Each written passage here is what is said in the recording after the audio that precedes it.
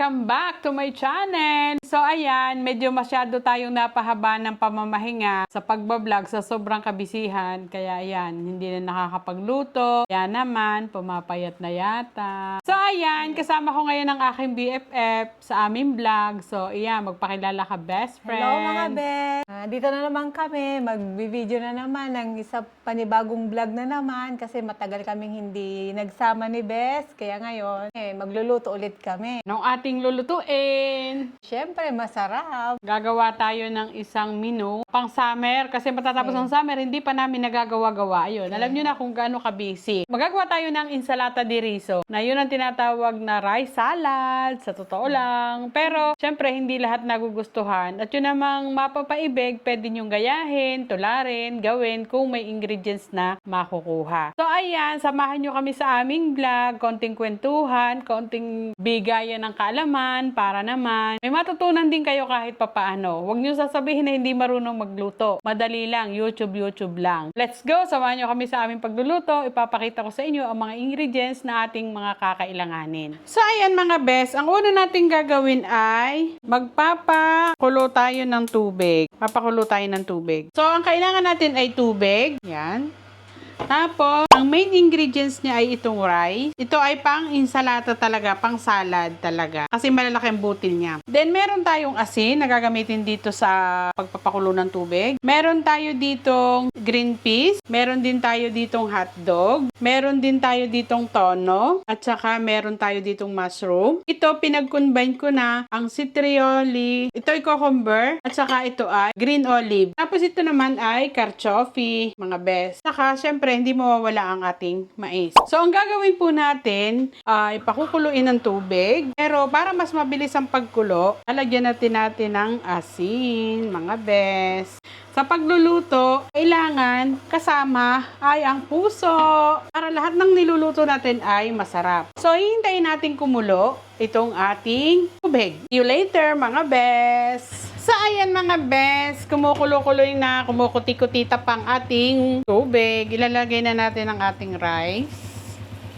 Yan. Ang cooking time nito ay 18 minutes to 20 minutes. Hahaluin natin. Then maya-maya, huwag nyo kalilimutan na lalagyan siya ng asin o salt. Tapos, hihintayin ulit natin kumulo. Ang cooking time niya ay 18 to 20 minutes. So, see you later, mga best. So, ayan mga best. After ng 18 to 20 minutes, 20 minutes nang ginawa ko. So, ito mangyayari sa kanya. Kailangan natin na patiktikan ang rice. So, ganyan lang siya kasimple.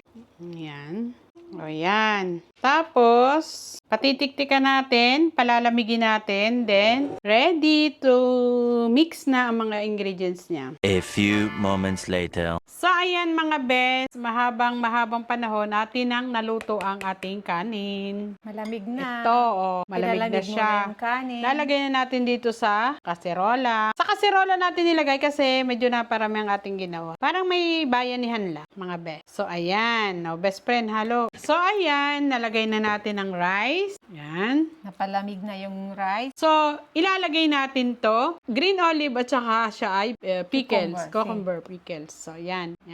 Mabilis lang to mga best kasi lagay ka lang ng lagay. Pagkalo-haluin nyo lang yung Halo-haluin balat ng lang mga yan. ingredients na gusto nyo. Lagay natin ang ating kabute, punggi, kung ano, mushroom, kung anong tawag nyo, bahala na kayo. Decision is yours. So, itong green peas.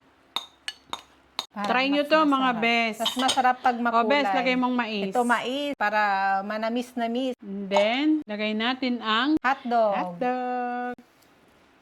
And then, lagay natin ang, ito yung carchoffi. Artichoke. Oh. Pag sa ibang minong gagamitin, ginagawa ito, ito ang pinaka-substitute sa ibang recipe ng puso ng saging. Then, nandito yung ating tono. Yan.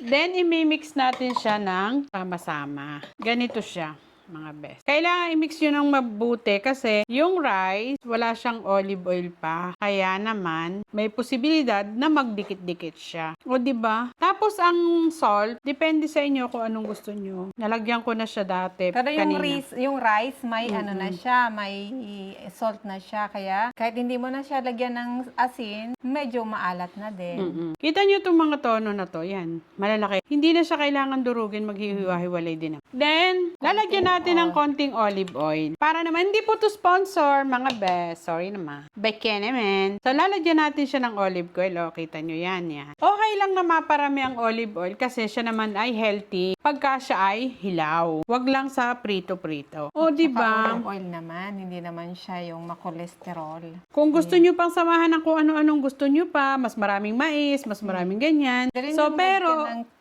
carrots o kaya yung ng bell pepper, depende sa inyo kung anong gusto nyo, mga best. Pag medyo maselan-selan, kagaya ng mga ayaw ng may sibuyas, yung ganyan-ganyan, so okay lang. So, ayan, pwede na natin itong tikman. ito, ready na. Ready na ang ating Pagkatapos yung mahalo, ayan, okay na. May kanin ka na, may ulam na sa loob. Halo-halo O yan, na. sige. Kukuha tayo ng tikiman. So, ayan mga best. Pagkatapos ng ating maraming paghihirap, ito na ang resulta. So, tikman na natin.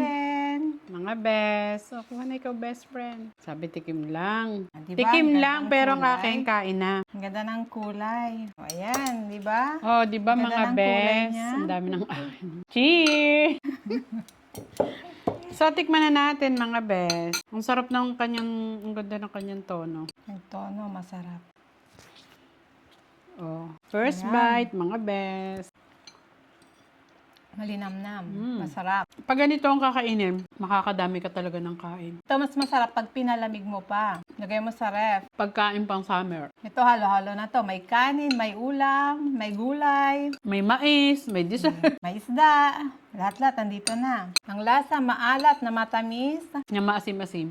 Subukan yung mga best, ensalata di riso. Dahil talaga naman na, mapapa,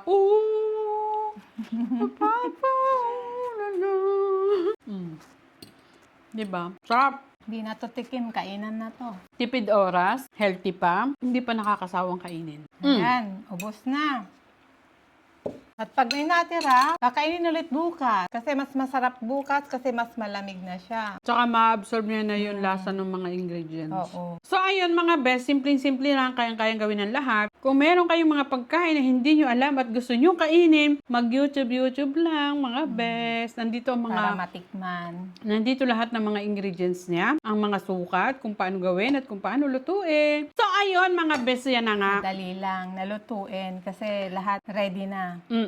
Tsaka ang kagandahan dito, hindi siya masyadong mga pagkain na hindi mamantika, hindi mo na kailangan magprito, iwas-iwas din sa mga kung ano-anong pagkain. So ito, healthy. Tapos, kung tutuusin, isang kainan na lang, nandito na lahat. Nandito ang gulay, ang kanin, ang ulam, lahat-lahat na nandyan na. So kaya na masubukan nyo at wala namang masamang mag-try. Pag hindi marunong magluto, manood lang kayo ng YouTube at lahat kayo ay matututo. Sana nag-enjoy kayo at sana inyong magawa din tong aming ingredients, ang aming recipe na to. Para naman sa susunod, kami naman ang manunood sa inyo. So, ayun, mga best, salamat sa panonood. At ito si BFF. Mga best, salamat sa inyong walang sawang pagpanunood sa mga video ni sa Medeline's Kitchen. Maraming salamat po sa inyo. Love you. Ciao. Hanggang Guarda. sa susunod. So, ayan. Don't forget to like, share, and subscribe, mga best. See you next vlog. Ingat po tayong lahat. Bye-bye. Bye-bye.